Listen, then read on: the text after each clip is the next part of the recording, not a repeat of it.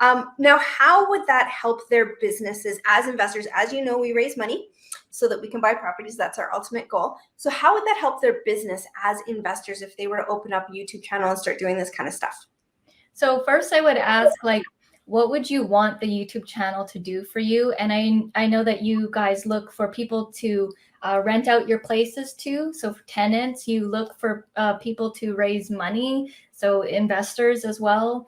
You look for just other, like a working partner maybe, right? So in that case, if you want to find an investor, I would document what you are doing in your real estate journey. People like watching YouTube channels where you kind of follow the journey of the person. And so maybe and it doesn't have to be like you're a full-on real estate investor for X amount of years. Maybe you're just starting out and you're trying to get some capital or whatever. And you document your journey and you say, I'm in the Fearless Real Estate Group. This is what I'm learning. This is what I'm doing. This is what didn't work. This is what did work, and you document the journey, and people naturally gravitate towards what you're doing. If you enjoy what you're doing, you attract people. Like when people do vlogs, it's basically showing what they're doing, and people like that. People like watching the journey, especially if you're starting out from the beginning. You could also, sorry, Tiffany, I was just going to jump in and add to that. I was just going to say, like, you could use your channel as your portfolio.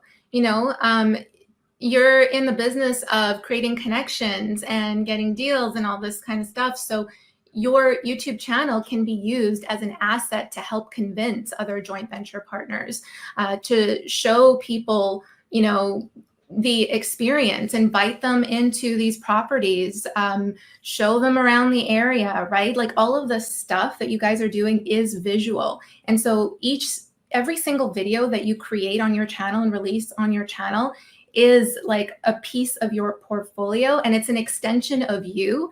You're kind of automating yourself in a way, so you don't have to keep, saying the same things over and over again. Yeah, Okay. And that's what you guys taught us too. You were saying, like, I remember at the very beginning, you were saying, like, this is evergreen. This sits here on YouTube for years on end, and we still get inquiries and people contacting us from videos that we did 6 years ago that we haven't thought about in a long time, but they are ever going on YouTube. While you're sleeping, someone's watching it. So it's this content that keeps on giving even when you're tired and not giving at the time. Yes, your content has a way longer shelf life on YouTube than it does on other platforms. People are still able to find, especially with the method that we use to grow our channel, which is organic growth and just knowing how to optimize your videos with titles, descriptions, and all that. So people can still find your videos way further down years. Like we still, like you said, get comments on videos that we've released from 2016. And it's incredible that people are still finding that. It is. And so we had a question here I want to address, but right before we get to it, like you guys did that, didn't you? Didn't you start your YouTube channel as artists that were teaching your journey? And you weren't, like, that's what you did. You shared your story as you went along, and now it's morphed into you being YouTube mentors. But before that, it was really just your sharing of your story, wasn't it? Yeah, it was us getting started in the entrepreneurial world and us trying out different things.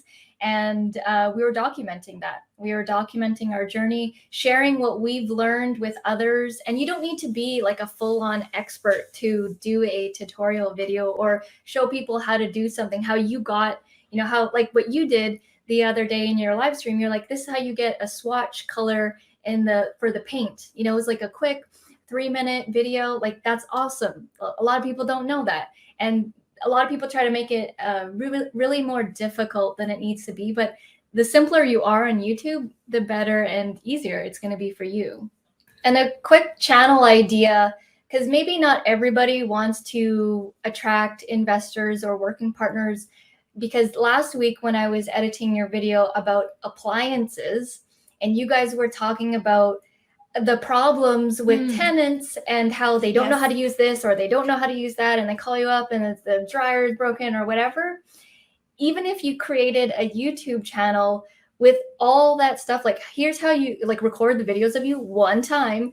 Here's how you turn on the dryer, and then you got to clean the lint, otherwise the thing catches on fire. Like recording those videos rather than having them call you up in the middle of the night, like they can refer to that in the document that you give them when they become a renter and stuff. You'd be like, here's all the YouTube videos on how to use all the appliances in your home. It's all cataloged here. Yeah. If you watch this video and it still doesn't work, then please call me. Your you know? channel is like the manual, like just direct. Again, it's a time saver, right? It's an extension of yourself. You're creating that asset to free up your own resources. Because I heard the pain points in that That's a really interview good one. about the ovens and the dishwasher and the laundry.